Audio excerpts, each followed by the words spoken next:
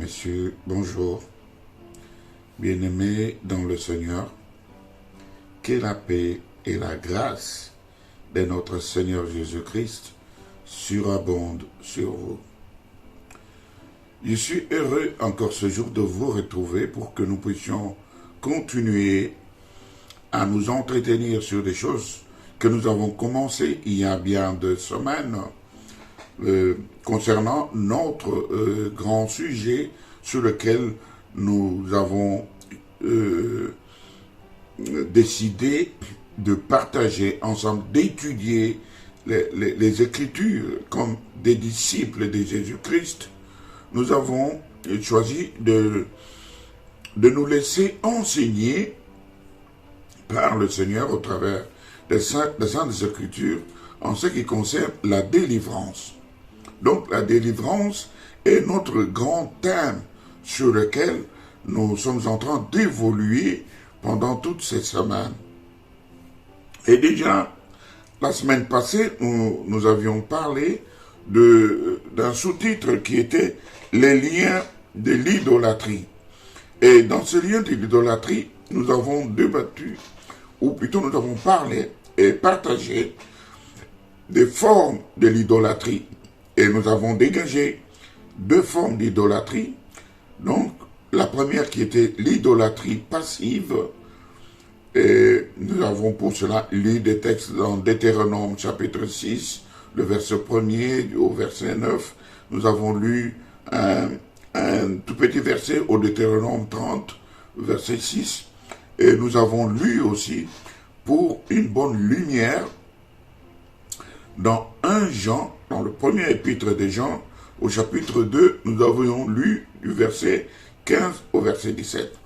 Tous ces versets, je les cite au passage, mais nous avons pris le temps de les lire pour être dans la pensée de ce que Dieu voit, de ce que Dieu dit, de ce que Dieu révèle, pour que nous puissions connaître non seulement la pensée de Dieu, mais sa volonté pour faire ce qui est parfait, ce qui est correct.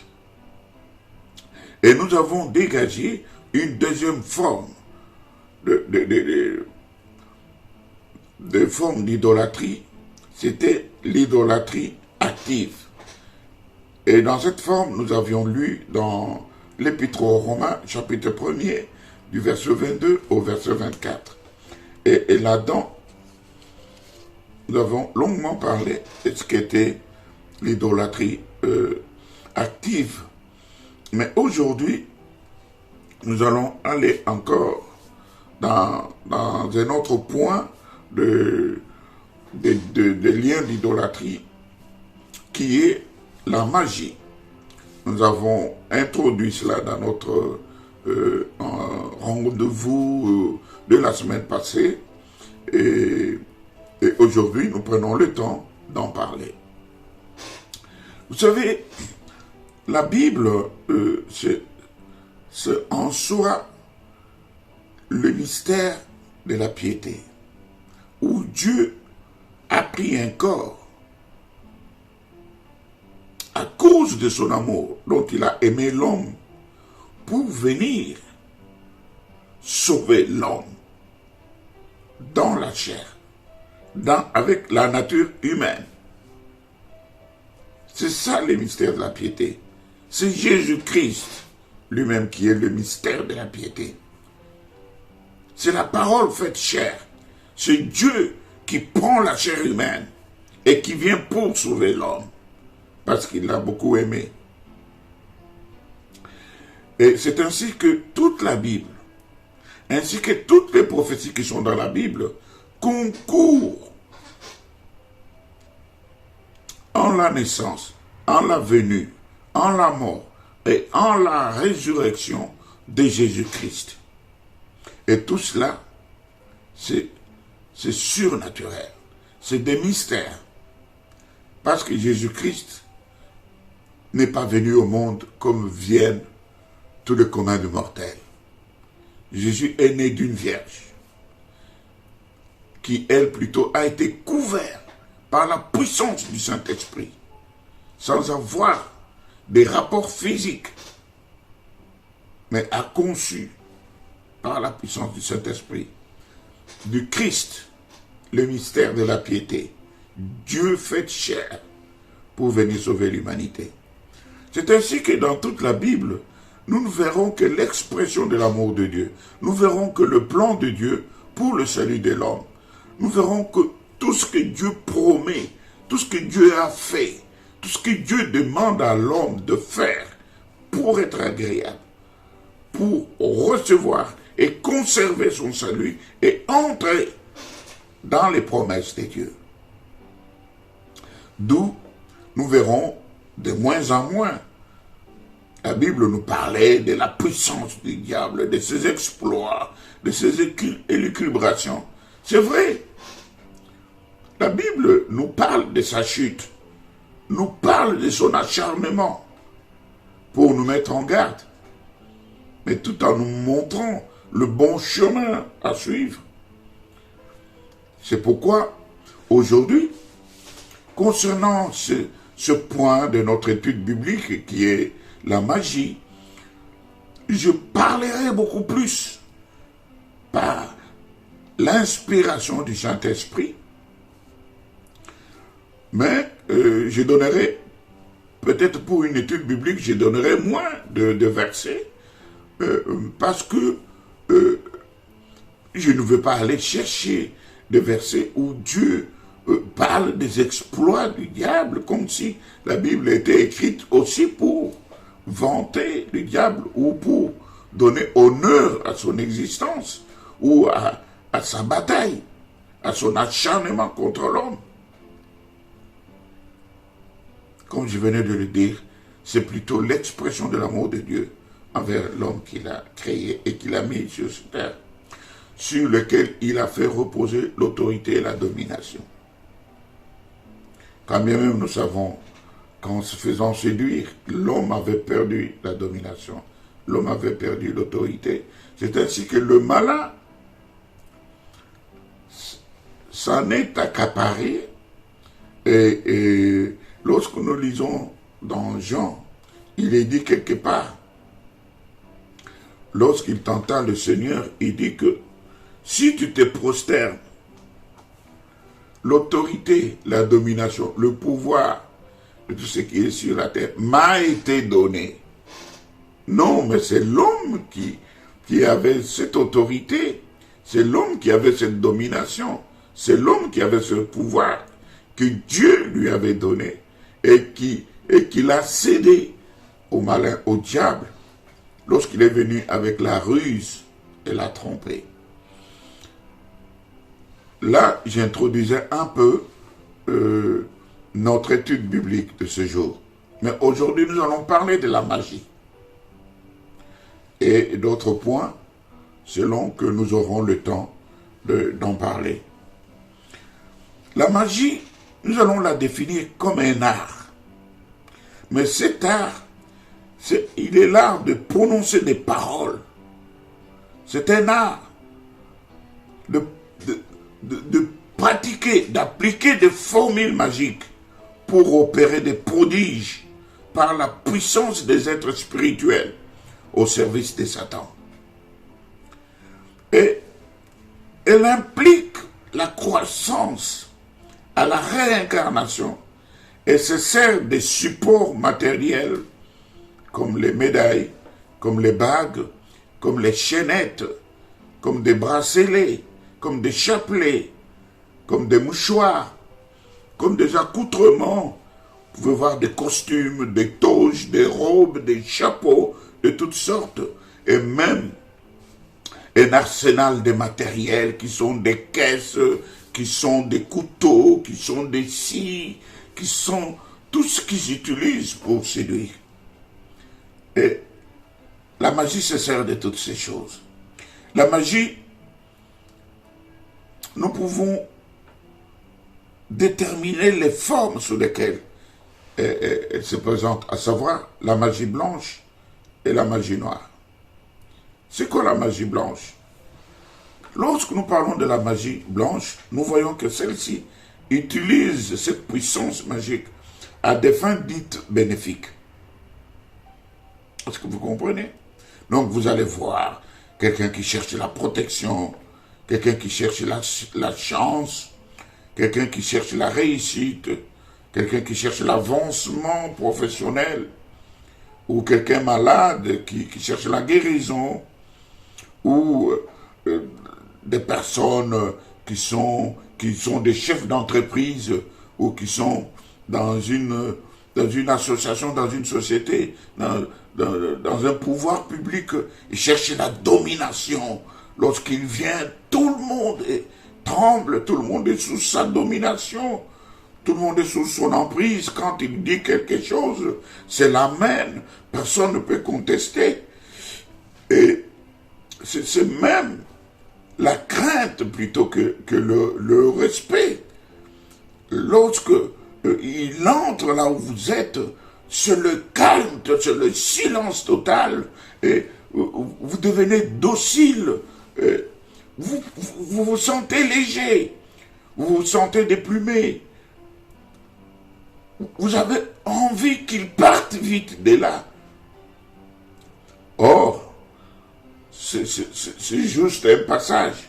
Ce qui fait cela, c'est la domination recherchée par des consultations des esprits démoniaques qui sont sous l'emprise de Satan. Il y en a qui cherchent la magie blanche pour avoir la victoire, pour avoir la gloire. Ça, nous le verrons dans le domaine sportif, dans le domaine artistique. Comment on peut voir les musiciens, les sportifs de haut niveau, que ce soit la boxe, que ce soit les Jeux Olympiques, que ce soit la course, que ce soit le foot, des gens qui veulent devenir des stars, des vedettes, les acteurs de cinéma, les top modèles, les hommes politiques qui sont puissamment reconnus, et tout ça, c'est la recherche de la magie blanche. Je vais pour cela lire un verset dans Luc, chapitre 4. Je vais lire deux petits versets, versets 6 et 7. Il est dit ceci. Et il lui dit, ici, il était question du Seigneur lorsque le diable vint pour le tenter,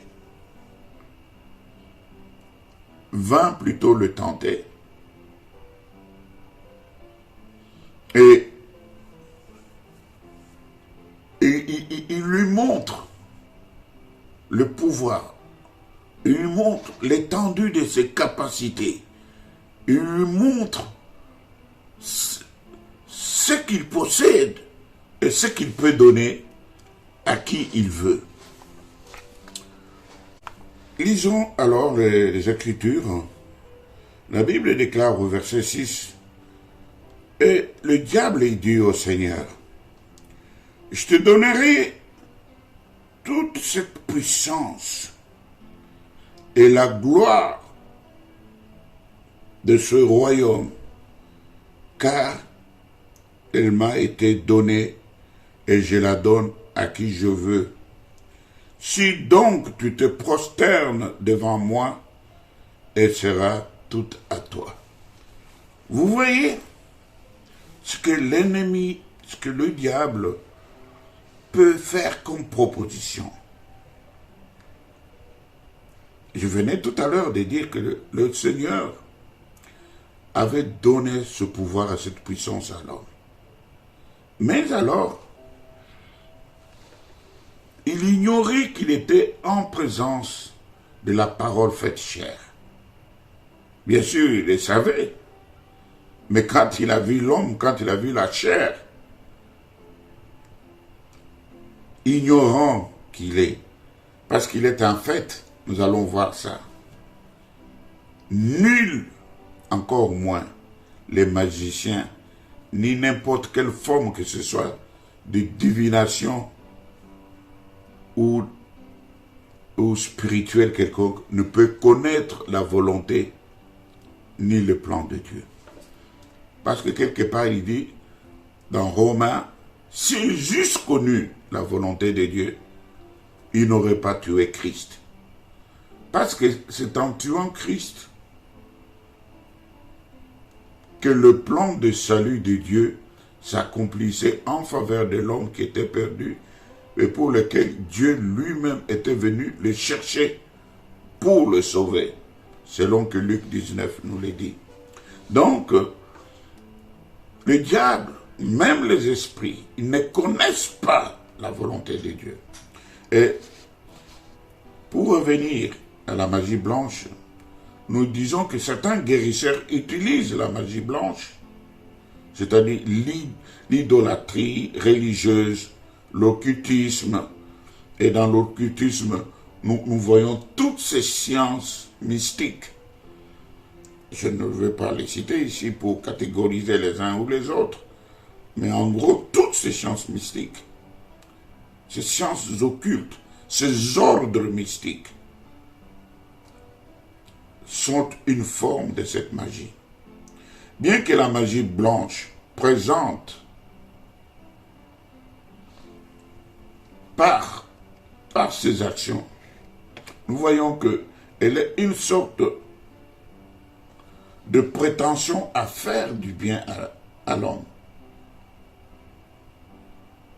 Donc les gens font souvent recours à la magie blanche pour un bien. Et même les praticiens de cet art, ils sont là, encourageant les gens ou déclarant pouvoir faire du bien aux gens qui sont dans le besoin ou qui font recours à eux. Donc, ce que les gens ignorent dans ce cas, c'est que le dégât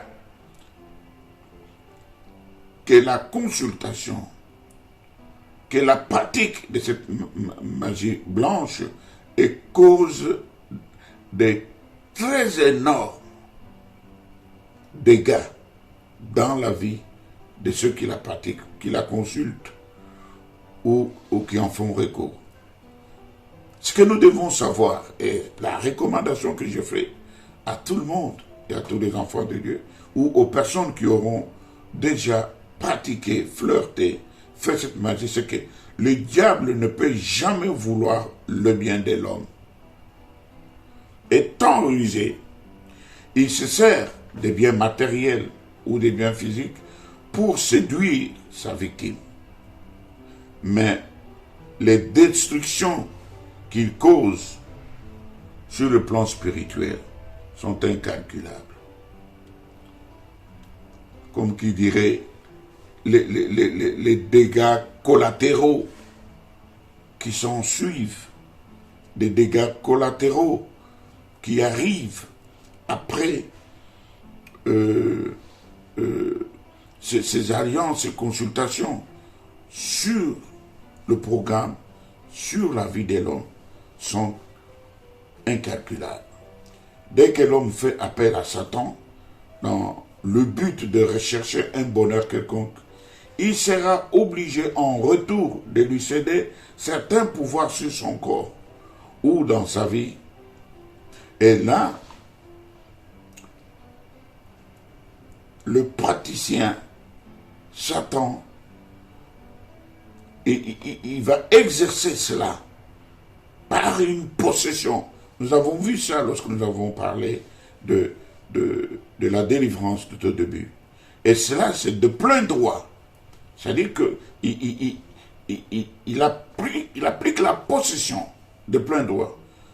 Ou alors, il va procéder par l'oppression. Et là, c'est-à-dire qu'il domine, il prend en domination une partie ou certains droits qui sont partiels sur une partie du corps de la personne. Ces droits peuvent se manifester par la folie, par la stérilité, nous avons vu ça. Et je préfère, comme on le dit, que la répétition est la mère de la science. Par l'infécondité, par les accidents, par les maladies, défiant la médecine moderne, comprenez? Les maladies que l'on déclare souvent que ce sont des maladies incurables, comme le cancer, comme les maladies de foie, et même la mort s'ensuit. Les morts subites, sans parler de la possession de l'esprit de l'homme. Donc, la pratique de ces choses est à déconseiller. Et cela nous amène à passer de la magie blanche à la magie noire. La magie noire, quant à elle, elle utilise la puissance de Satan à des fins maléfiques. La blanche, nous avons vu qu'elle, elle est utilisée à des fins dites bénéfiques. C'est pourquoi nous avons parlé de la protection, de la chance, de la réussite, de l'avancement professionnel et autres. Mais la magie noire, elle est à des fins maléfiques. C'est-à-dire que ceux qui la pratiquent, ceux qui la consultent, le font dans le but de nuire. C'est pourquoi on peut voir des mauvais sorts, tels que des maladies, telles que des actions nuisibles contre la santé d'autrui, parfois même des meurtres, des manières mystiques, tuer quelqu'un par des pratiques mystiques. Détruire ses biens, détruire sa vie, détruire son travail, détruire ses enfants. Et même la sorcellerie s'en mêle. C'est elle aussi, elle est une forme de la magie noire. Mais nous allons l'aborder en particulier pour ne pas confondre avec ce que nous sommes en train de parler maintenant. Le diable, dans ce cas de magie noire, il aura à exercer son pouvoir sur la vie de la personne qui pratique la magie, tant blanche que noire, aussi longtemps que cette personne n'aura pas dénoncé, aussi longtemps que cette personne n'aura pas confessé, aussi longtemps que cette personne n'aura pas pris la décision d'abandonner ce péché après sa conversion. Le diable va toujours avoir de l'emprise sur la personne. Finalement, quelle est la solution dans ce cas? C'est par la prière de délivrance qu'on sera amené à briser ce pacte fait avec le diable par la pratique de cette magie. C'est un pacte. Mais ce pacte doit être brisé. Il faut le confesser. Il faut y renoncer. Il faut abandonner. Il faut qu'on fasse une prière de délivrance sur vous pour briser ce pacte, pour le couper, pour vous rendre libre, vous détacher de l'emprise de cet acte de la magie noire, de l'idolâtrie. Et nous allons voir, puisque nous avons encore le temps, une autre pratique des liens démoniaques. C'est les sirènes des eaux. Les sirènes. Oh, alléluia. Les sirènes des eaux, ce sont des êtres spirituels qui prennent la forme mystique dont le membre supérieur est souvent celui d'une femme ou parfois même d'un homme. J'ai certaines images. Moi, j'ai jamais vu des sirènes, mais je vois en image, je vois parfois des sirènes qui ont la partie supérieure des hommes. J'ai vu ça dernièrement, c'était la première fois que je voyais ça. Une sirène, mais qui avait la partie supérieure humaine. Bon, j'ai vu ça. C'est sur Internet. Je crois que si vous... Moi, j'ai jamais vu ça, mais je vois des photos. Je vois des photos. Je ne sais pas si elles sont trafiquées, si elles sont vraies. Mais je sais une chose, que ces êtres existent parce que dans l'exercice du ministère, nous avons eu affaire à cet esprit qui possédait souvent de jeunes filles, des jeunes gens, parfois même des filles de 13 ans, mais qui sont des sirènes, mais qui se transforment en putes pour coucher avec des hommes de 40 ans, 60 ans. Et toutes ces personnes qui ont des rapports sexuels avec elles, ce sont des victimes qui vont même mourir physiquement. Parce que c'est une des missions qui est confiée à ces sirènes, c'est la destruction physique, la mort physique qui va entraîner même la mort éternelle de certaines personnes qui mourront dans le péché et dans la plupart des cas sans connaître Dieu. Et ils sont perdus. Donc, je disais que ces êtres sont des êtres spirituels qui prennent la forme que j'appelle une forme mystique, dont le membre supérieur est celui d'une femme et même d'un homme. Et le membre inférieur, celui-là, il a la forme de la queue d'un poisson. Et souvent la sirène a cette forme parce que c'est un être dont les actions sont tournées vers les humains pendant qu'il vit dans les eaux, parmi les poissons. C'est pourquoi il a d'une part une forme supérieure humaine, mais il vit dans les eaux. Les eaux, c'est le lieu de résidence des esprits des eaux, dont la sirène. Cet être a reçu à recruter parmi les hommes, les filles, les garçons, qu'il a chargé de la mission de détruire la race humaine par le rapport sexuel. Voilà sa grande mission. Les hommes et les femmes se voient enchaînés et leur vie peut être écourtée, raccourcie, diminuée. Et une fois qu'ils s'accouplent avec des filles sirènes, la première conséquence, soit ils peuvent mourir accidentellement, ils peuvent contracter une maladie qui amène à la mort, ou une mort subite. Sans souffrir, mais subitement comme ça, on voit la personne meurt. Et ces esprits, pour leur recrutement,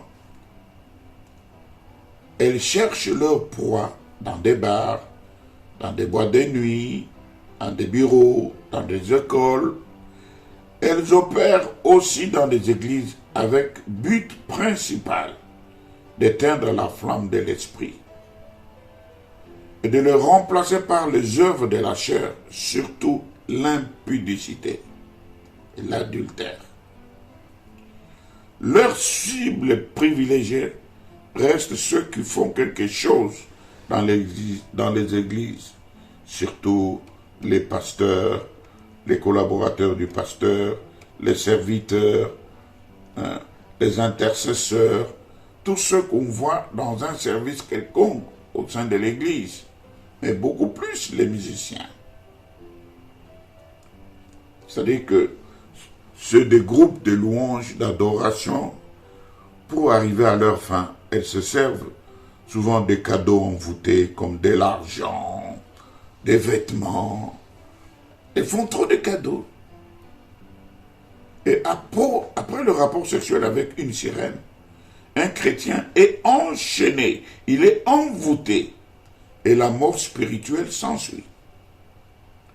Le recrutement des sirènes des eaux s'opère dans les écoles, comme nous venons de le dire, dans les universités, dans les instituts supérieurs, dans les églises.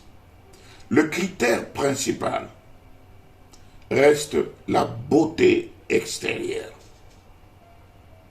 Vous voyez. Elles sont dotées de beaucoup d'argent, parce que c'est l'argent facile, c'est l'argent démoniaque, c'est l'argent qu'on donne pour être dépensé, pas pour garder. C'est pas l'argent qui donne le bonheur ou qui enrichit, mais c'est l'argent qui est un appât. Donc on peut en faire rien de bien, rien de bon. Et vous savez, ils ont aussi cet argent pour entretenir leur beauté. Et cette beauté, c'est souvent le grand appât pour les victimes.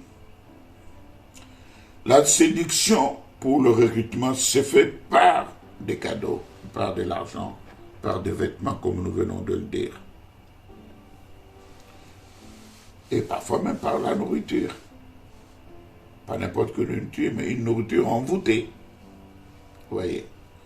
Les personnes ainsi envoûtées se verront, en principe, emmenées dans les eaux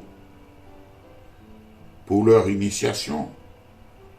Et c'est là le quartier général où réside même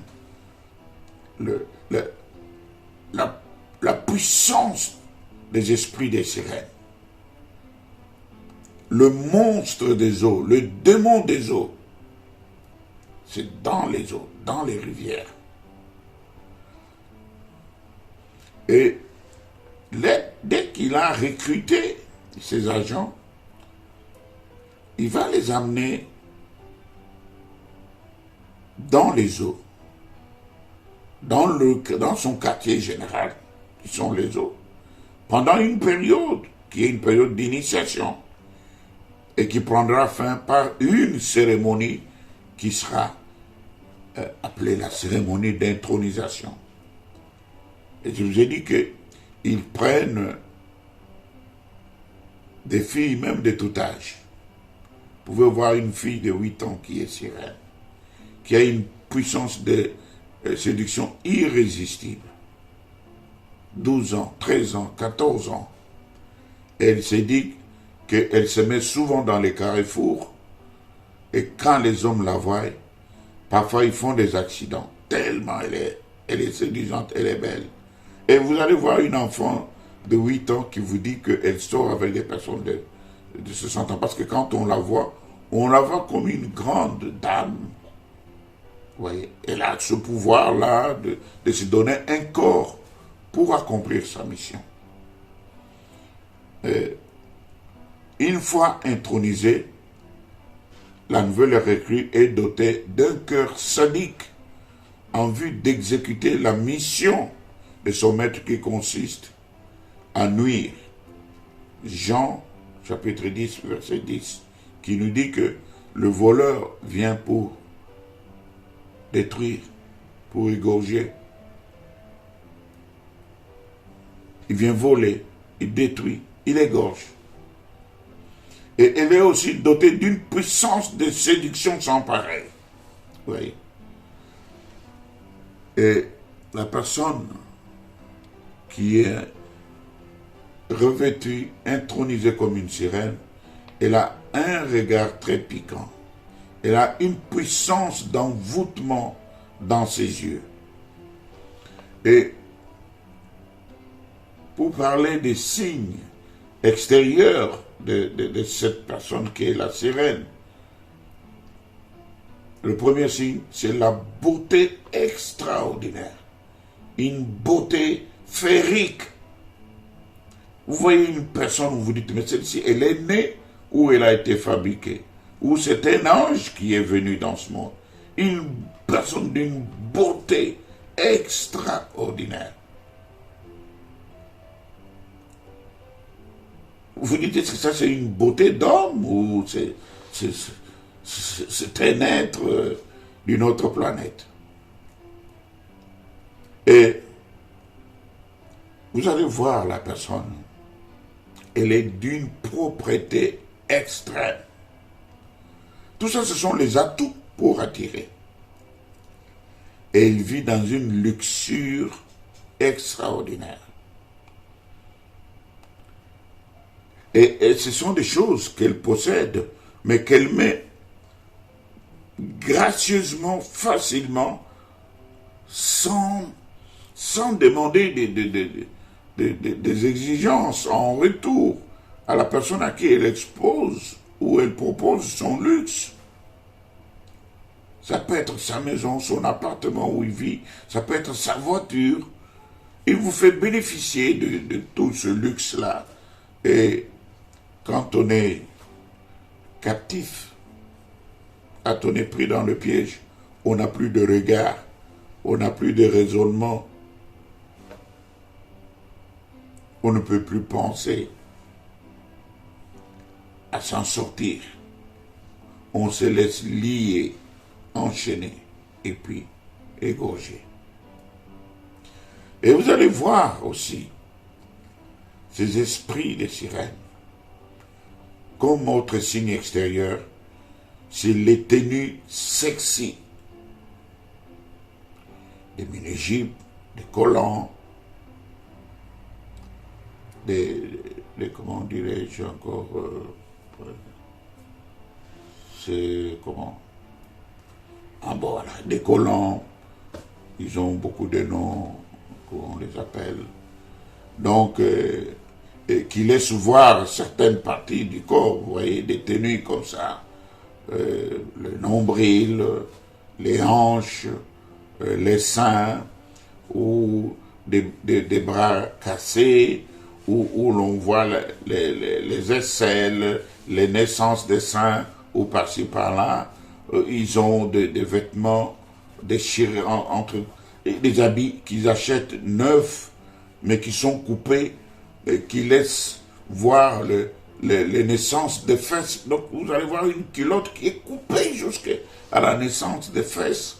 Donc, où vous allez voir, il porte un jean qui est coupé, mais volontairement, et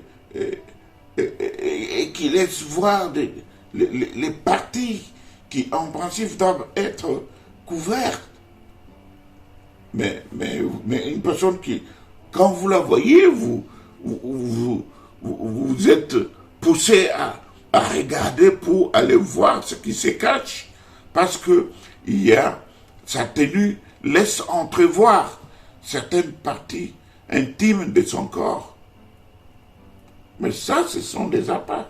Oui. Et ils ont encore comme signe extérieur un regard perçant capable de dominer l'interlocuteur. C'est-à-dire que lorsque vos yeux se croisent, vous vous sentez séduit. Vous n'avez plus de pensée, quand vous tournez vers la personne, quand vous tournez à tomber dans l'admiration, dans l'extase, vous n'avez de pensée qu'à approcher la personne, à lui parler, essayer de tisser des liens pour que vous puissiez une fois de plus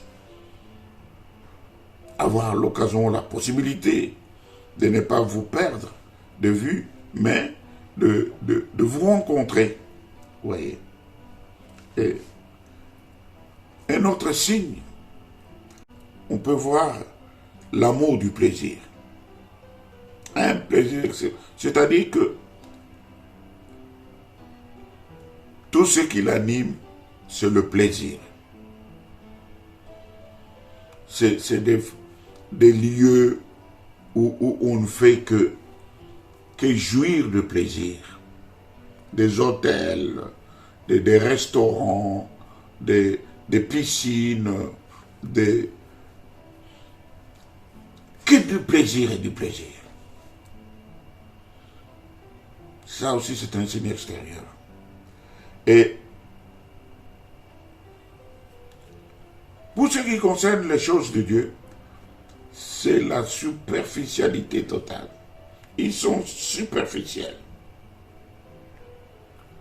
Vous ne les verrez jamais verser dans des choses divines. vous ne les verrez jamais aimer les choses de Dieu. Encore moins les enfants ou les serviteurs de Dieu, si ce n'est dans le but de les faire tomber, de les séduire. Et il y a aussi, et souvent, dans leur langage, dans leur façon de parler, le manque de pudeur en parole et en acte. Vous voyez, il peut venir, il s'assoit sur vous, sur vos jambes, il peut venir, il se colle à vous dans le dos. Vous savez, la Bible nous recommande les saints baisers. Nous pouvons nous embrasser les uns les autres. Nous pouvons nous câliner. Le câlin, c'est aussi une marque d'affection. Une marque d'affinité, d'appartenance à une famille.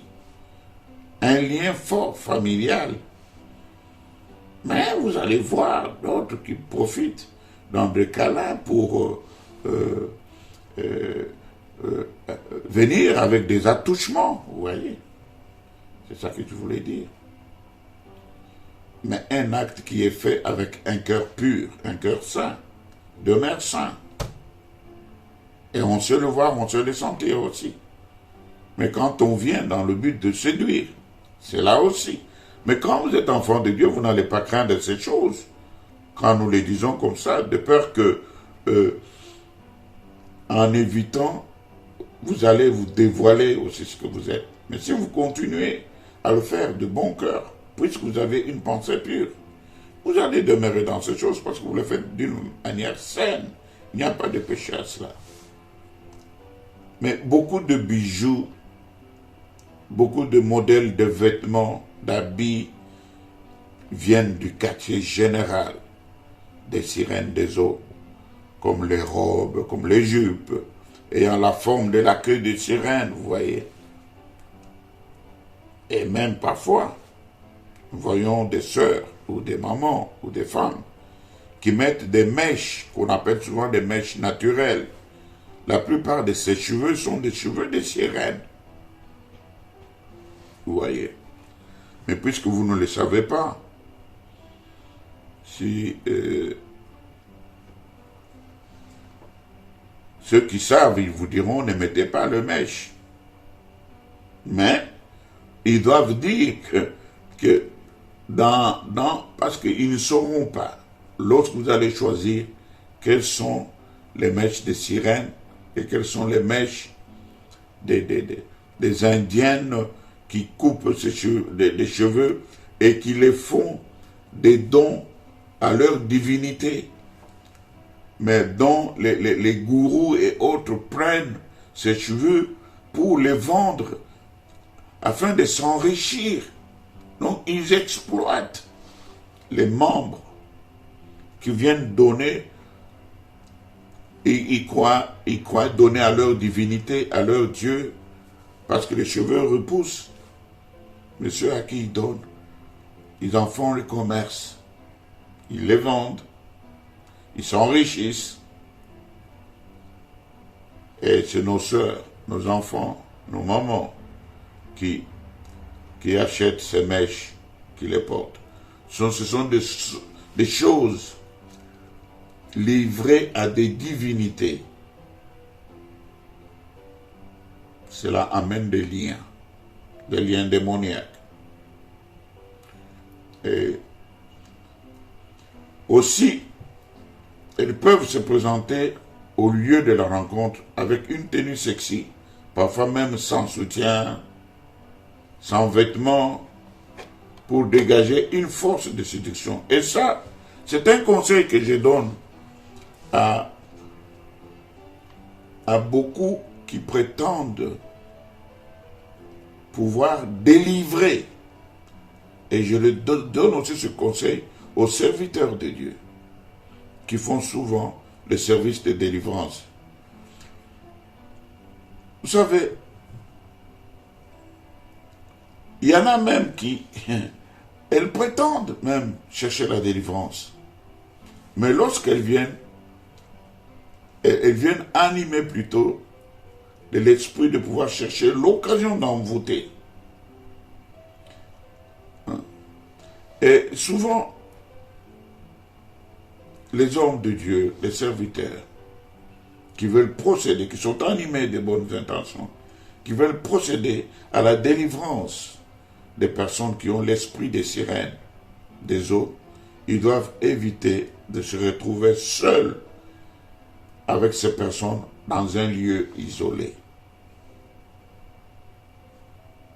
Quand vous savez que le cas que vous allez traiter, c'est un cas des sirènes, des esprits des eaux, ne soyez pas seuls à ce rendez-vous-là. Appelez d'autres serviteurs de Dieu pour vous épauler et pour que vous puissiez prier ensemble, ou qu'ils intercèdent pendant que vous êtes en train d'exercer le service. Pourquoi? Parce que ces esprits, quand ils viennent au rendez-vous, ces personnes, beaucoup prétendent chercher de la délivrance, mais plutôt, elles cherchent l'occasion d'envoûter. Et puisqu'elle sait que je viens pour envoûter, elle se prépare. Elle vient dans une tenue où elle séduirait facilement. Une tenue légère, une tenue sexy, une tenue où même la personne ne porte pas de soutien, ne porte pas de sous-vêtements. Et puis, quand vous la touchez, quand vous priez, elle se met dans des positions où elle se découvre et elle trouble votre esprit. Vous perdez la concentration et elle commence à vous envoyer des ondes négatives. Et elle vous dit qu'elle a envie de vous, qu'elle a envie que vous la preniez, embrassez-la. Et vous êtes là seul. Et vous sentez de plus en plus de force vous abandonner. Parfois, elle peut sauter sur vous et elle peut vous déchirer les vêtements.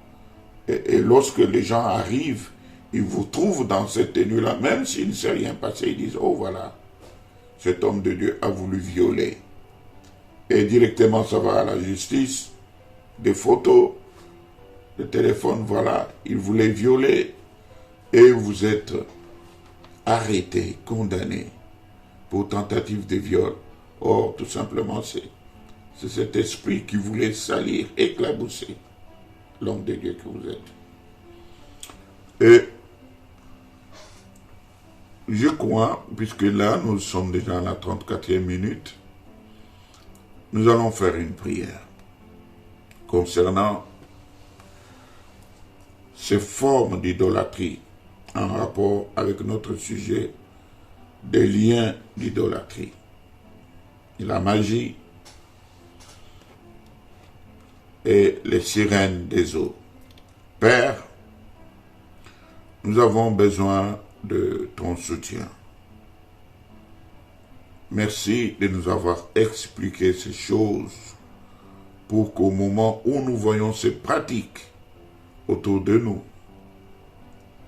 ou dans nos vies, nous puissions comprendre si nous aurions déjà été des victimes pour pouvoir désirer la délivrance.